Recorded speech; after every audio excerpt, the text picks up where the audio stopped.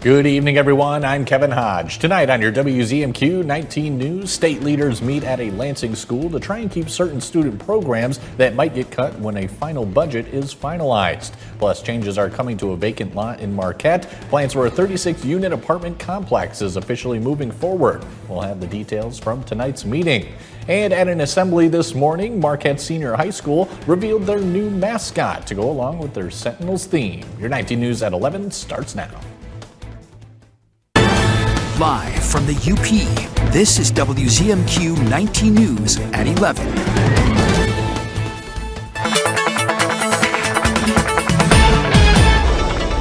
Welcome in. A first look at your forecast. We'll continue to see some showers and thunderstorms pushing through into the overnight, and those temperatures into the upper 50s, and we have some lower 60s in there too. But for a lot of the upper peninsula, this might even just be our daytime highs. That major cold front still continuing to move through, and with it, cooler air is still behind it and for multiple days. So we'll start out into the 60s with some light rain, go down all the way to the lower 50s by the time we get to your sunset time, and it'll be breezy too. More information on when we can expect a bit of a warm up coming up in just a few minutes. Sounds good, Kelly. Thank you.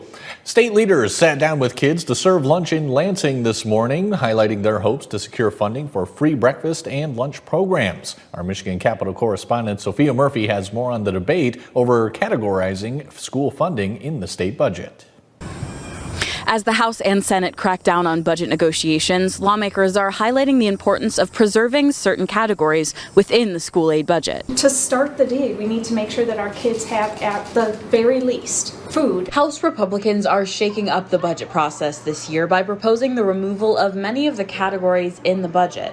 It's created an outcry from Democrats who say the best way to protect students who need extra support is to include conditions on the pools of money used for programs in school aid. That's how we take care of every family, every student in every district, and every community in Michigan. The superintendent of Lansing Schools says many of these categoricals impact individual students. He says he prefers to see special pots of money for things like special education funding, free breakfast and lunch, and English language learner programs. You have this wonderful baseline that's going to support everybody, and then look at different populations that need extra support. He says Michigan does have a lot of categoricals, some more critical than others, and that more freedom may be helpful, but emphasized that decisions can't be made at all until a final budget is signed by the governor. Not having this done is unacceptable. And the fact that we should have had it done before the deadline, that deadline meant something to me. I think it meant something to Michiganders. I think it meant something to school leaders. According to Gilchrist, leaders in the legislature are meeting daily to come to a final decision on breakfast and lunch programs and the entirety of our new state spending plan. He says he plans to ensure all students see protections within this state budget, which needs to be passed by September 30th to avoid a government shutdown. From Michigan's capital, Sophia Murphy, WZMQ 19 News. A final review has been made for the apartment complex project set to be built in place of the Marquette General Hospital's staff parking lot. Since March, Viridia Group and Integrated Architecture have made plans for a 36-unit complex in the vacant lot on Magnetic Street. This evening, Marquette's Planning Commission met to finalize the plan after City Commission approved its proposed contract earlier this summer. There were no noticeable changes from the final PUD approval. We found that the contract that the City Commission approved was unchanged. They met that. They had met the 11 standards of site plan review, so we approved this new development. A start date for the project is unknown at this time. Today was the first day of class for Marquette Senior High School, and the student body was introduced to their new Sentinels mascot. Our own John Truitt was there for the big reveal. The introduction was made during a first period assembly, where students also got to meet the new principal, Gavin Johnson. The as of yet unnamed mascot resembles an ancient Spartan warrior, in keeping with the Sentinel theme. Now that we had a new nickname that we could actually create a mascot around, we thought, well, this is a great opportunity to bring it to life. And so working with the student council and the athletic department, we went out looking for what a new mascot might look like and how we could create one.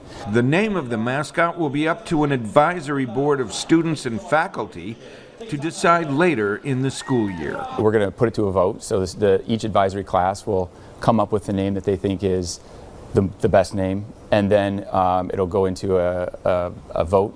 The suit will be worn by students who volunteer for the job.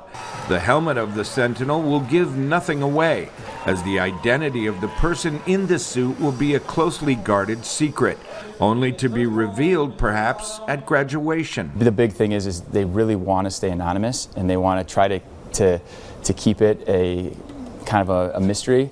After all the controversy surrounding Marquette's name change, school officials simply want to put the past behind them and go forward united as Sentinels. The Sentinel will make its varsity football debut this Friday when Marquette hosts Alpena at Hart Stadium. In Marquette, John Truitt, WZMQ 19 News. September is National Library Card Sign-Up Month. Our WZMQ reporter Sammy McKnight shows us how one local library is observing the occasion and why it matters. For National Library Card Sign-Up Month, the Ishpeming Carnegie Public Library is using the occasion to showcase why libraries matter and all the programs they provide.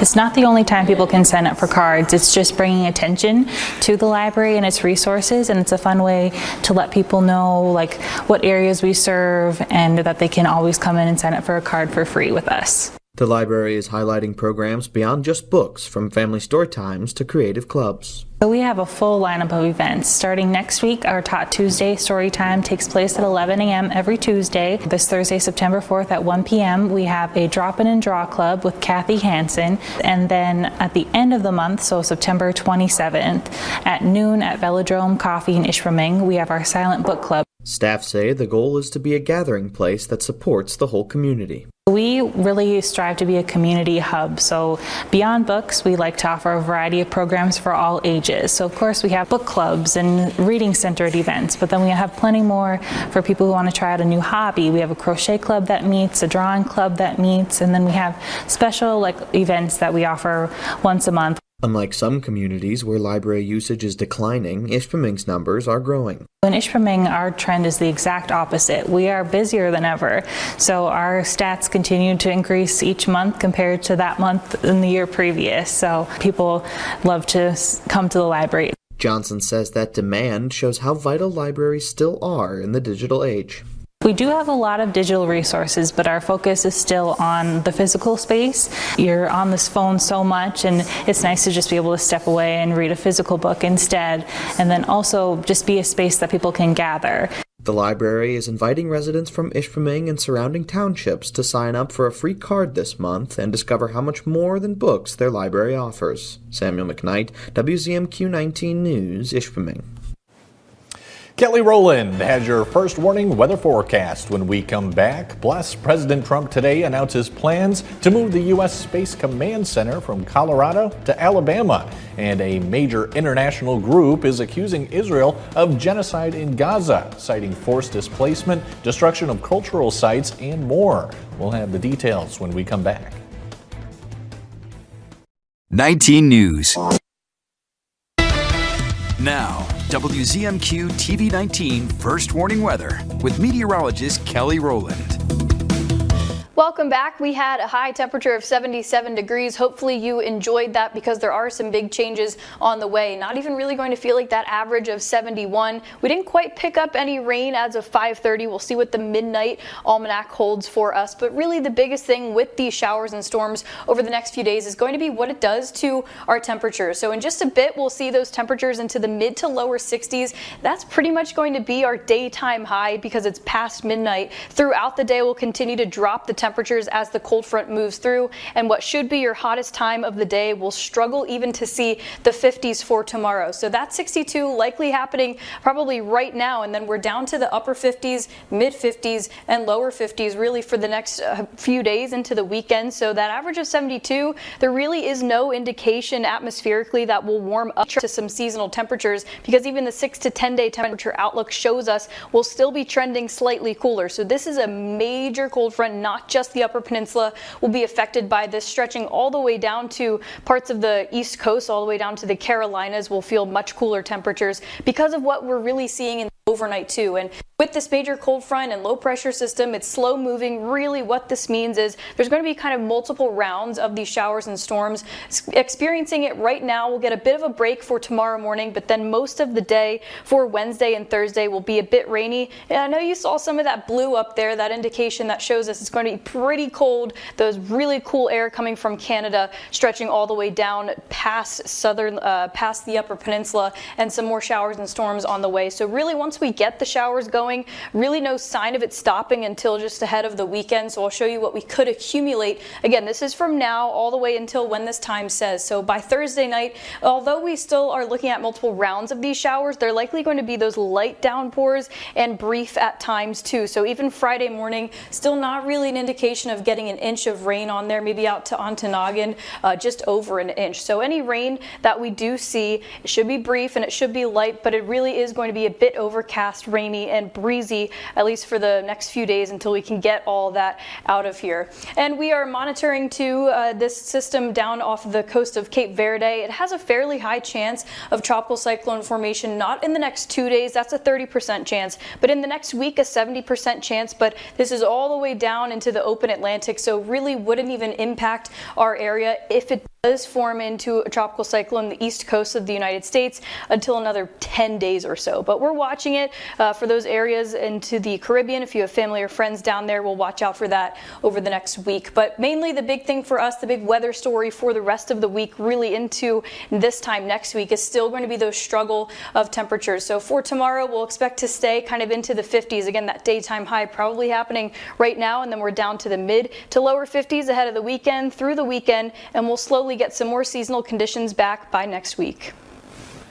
Kelly, thanks again. Today, President Trump confirmed he plans to send federal troops to the streets of Chicago. The news was met with resistance by the governor of Illinois, who says troops aren't necessary or welcome. Torian Small has the latest tonight. Forward as rocket. President Trump announced on Tuesday that he is moving U.S. Space Command headquarters from Colorado to Alabama. This decision will help America defend and dominate the high frontier, as they call it. The president said he made the decision to move the headquarters in part because of Colorado's mail-in voting. The problem I have with Colorado, one of the big problems, they do mail-in voting. They went to all mail-in voting. So they have automatically crooked elections, and we can't have that. The announcement comes as the president confirmed federal troops will be deployed to Chicago. This isn't a political thing. I have an obligation. When 20 people are killed over the last 2.5 weeks, and 75 are shot with bullets. The president has called his recent deployment of National Guard troops to Washington, D.C. a success, and he says he wants to also clean up the streets of Chicago. But his plan to send federal troops to the Windy City is being met with resistance from Illinois officials. I'm aware that the President of the United States likes to go on television and beg me to call and ask him for troops. I find this extraordinarily strange, as Chicago does not want troops on our streets. The Illinois governor's remarks come one day after Chicago residents spoke out against federal troops at a Labor Day rally. President Trump said Tuesday that in addition to Chicago, he's also considering sending federal troops to Baltimore. Also today, a federal judge ruled that the Trump administration willfully broke federal law when it sent National Guard troops to Los Angeles area in early June. In the 52-page ruling, the U.S. District Judge ordered the administration to stop using National Guard troops to execute the laws. The ruling applies only to California and will take effect September 12th. The International Association of Genocide Scholars says there's enough evidence to support that Israel is committing genocide in Gaza. Israel has already received heavy criticism from their actions in Gaza, but will this resolution be enough to change policy and actions with Israel and Gaza? Our Washington, D.C. correspondent Rachel Knapp reports. In a 3-page resolution, the International Association of Genocide Scholars says Israel's policies and actions in Gaza meet the legal definition of genocide. The IAGS, which has hundreds of members including Holocaust experts, says since the horrific Hamas-led attacks on October 7, 2023, which itself constitutes international crimes, the government of Israel has engaged in systematic and widespread crimes against humanity, war crimes, and genocide. The IAGS says Israel has forcibly displaced nearly all 2.3 million Palestinians in the Gaza Strip, destroyed schools, universities, libraries, museums, and archives, which gives the existence of Palestinian collective well-being and identity. And the actions of the Israeli government included torture, detention, sexual and reproductive violence, and deliberate deprivation of food, water, medicine, and electricity. They also add the consequences of these crimes have included destroying entire families and multiple generations of Palestinians. I think that on the domestic side in the United States, this is going to have absolutely zero impact. And the reason for that is that this issue has been in the news for quite some time, and this will just serve to solidify people's views on either side. It's a little different internationally, where people are a little bit more attuned to these types of things, and I think it may have some resonance in the United Nations. This resolution adds fuel to the fire for Israel's actions in Gaza, which has received a lot of scrutiny. The resolution calls for Israel to cease all acts that constitute genocide, war crimes, and crimes against the Palestinians in Gaza. There's nothing that this resolution does that can force the hand of any international players. In Washington, Rachel Knapp, WZMQ 19 News. Mike Ludlam has your look at sports after the break. He has tonight's high school volleyball highlights, including Newberry and Munising. We're back in 2 minutes. Make the end of your summer unforgettable.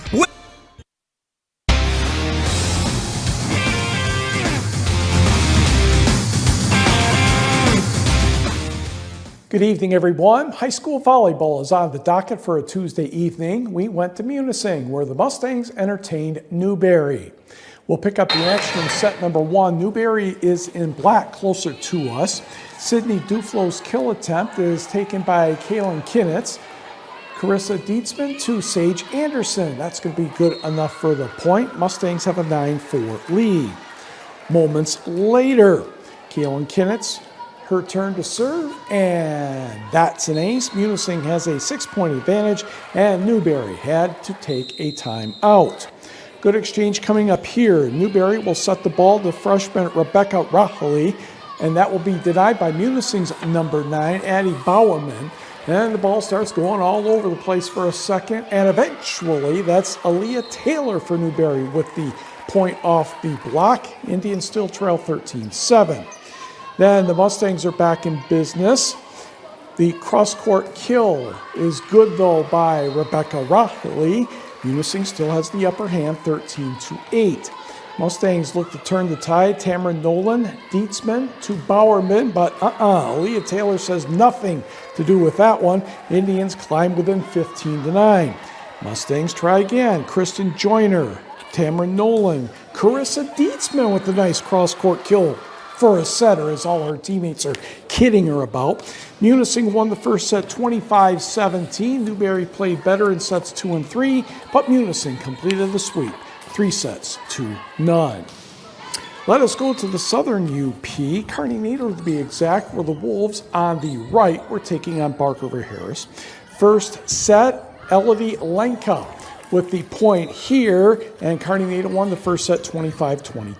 To the second set, Alexis Olson will get the kill, I believe, here for Barker Harris right there. But Kearney Nader had a response late in that second set.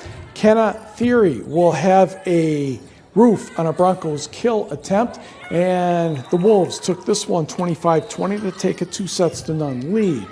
Barker Harris captured the third set 25-18, but to the fourth, Jenna Ernest with a kill attempt that's a little too hot for Barker Harris to handle, and Kearney Nader goes on to win that set and wins the match 3-1.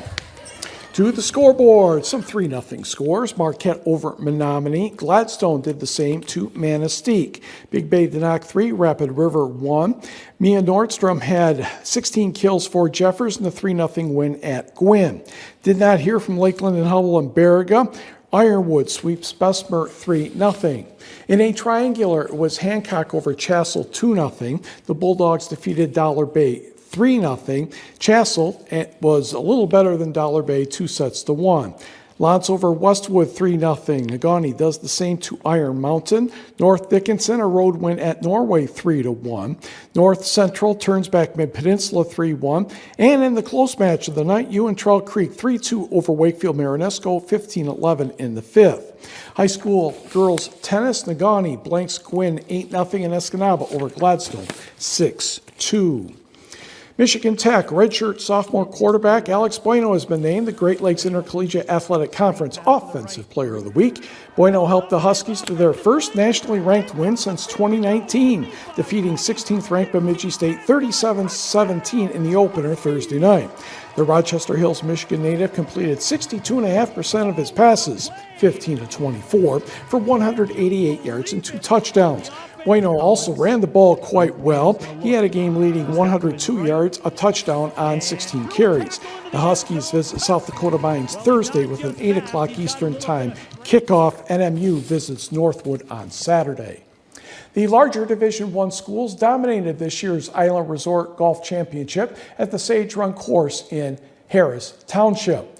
We arrived at the course yesterday with the early groups finishing on the 18th hole, which is a par 5, 635-yard hole. And like hitting a couple of baseball bats or something even better.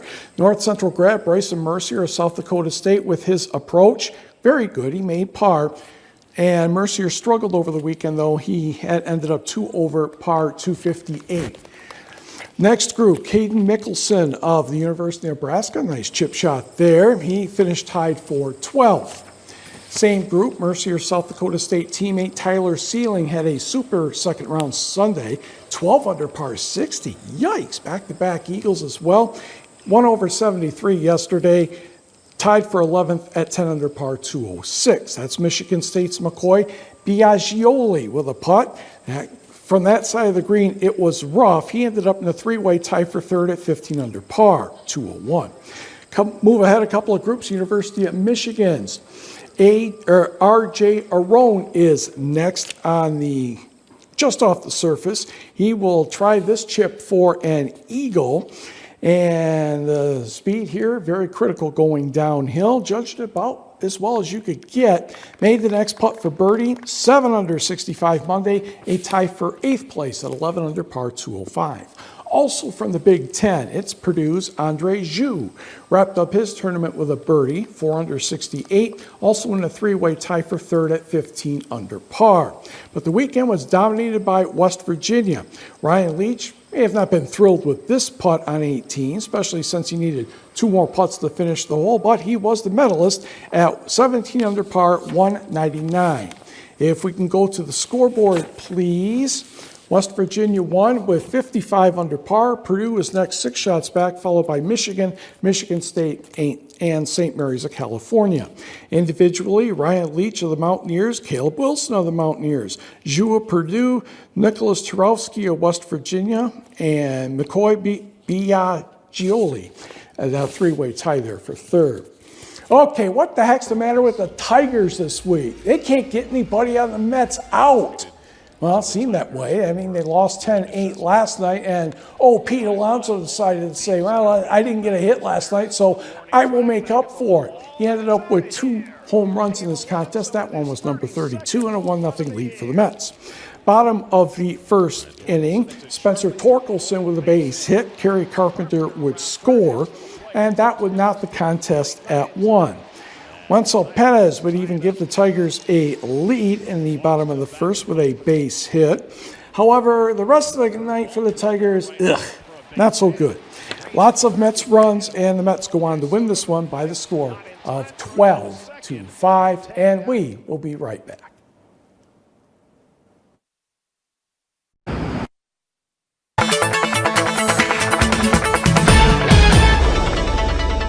Welcome back. Final look at your forecast. The theme over the next few days is going to be cloudy, chilly, and rainy. We will still have that sunshine in there, and we'll have some pockets of some warmth embedded in there at times, but we're really going to struggle to see those mid-60s for tomorrow. Those showers and storms, still some sunshine down to Iron River and Menominee, Escanaba, but definitely the showers and storms for tomorrow. We'll slowly start to taper that rain off for you by Thursday morning, but we'll still have that chance of rain very scattered at that as we head into the weekend. But we'll start to dry things out too and get those temperatures back slowly but surely. But we're into the 60s for tomorrow, likely seeing those daytime highs early in the morning, down to the 50s for Thursday and Friday as you head into the weekend. Though it will be dry, again, it will still be chilly, so still have those plans, just have the extra layers, and we're back into the 60s by next week.